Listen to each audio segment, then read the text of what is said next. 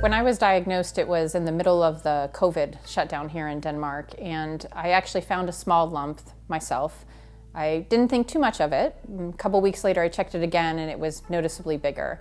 So I went in to see my primary care physician, who immediately said, I believe this is something that should be checked out. So within a few days, I had scans, and during the scans, the physician told me that it was BI-RADS 5. Working in the industry, I know that means there's 95% chance cancer. So it wasn't a diagnosis, but it was a very strong indication. When I had my first mammogram and the subsequent mammograms, it's always been on Siemens Healthineers mammography, which is pretty cool. I also know that all of my blood tests go to the lab at Herlev Hospital, and Herlev has the Atelica system. In fact, it hasn't been that long since I joined the opening of that Atelica lab at Herlev Hospital.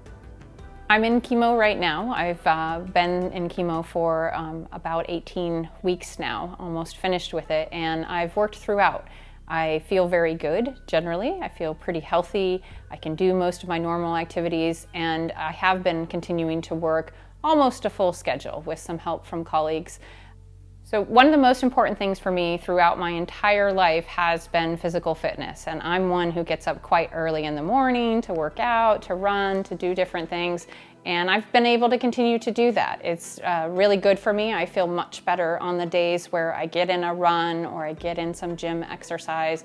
I also continue to ride polo horses, although at a little bit slower pace, and taking care with my reaction times and things like that.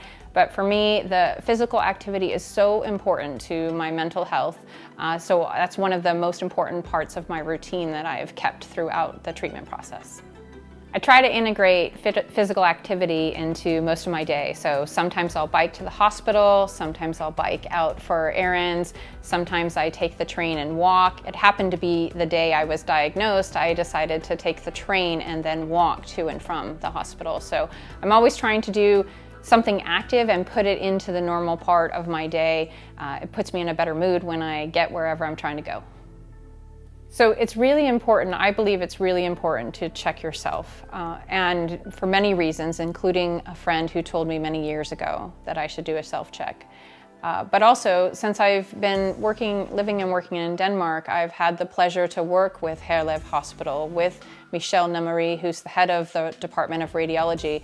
And one of the things Michel always says is it's important to know your normal. It's important to understand what is normal for you, what is normal for your body. And that was really important to me. When I found this lump, I knew it wasn't normal. And when 2 weeks later it was bigger, I also understood that cannot be normal.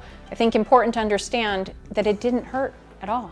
Breast cancer, one of the signs that a lump in your breast might be cancer is that it doesn't hurt. And if I hadn't been checking myself, I had no pain, I had no reason to believe that there might be something out of normal for me.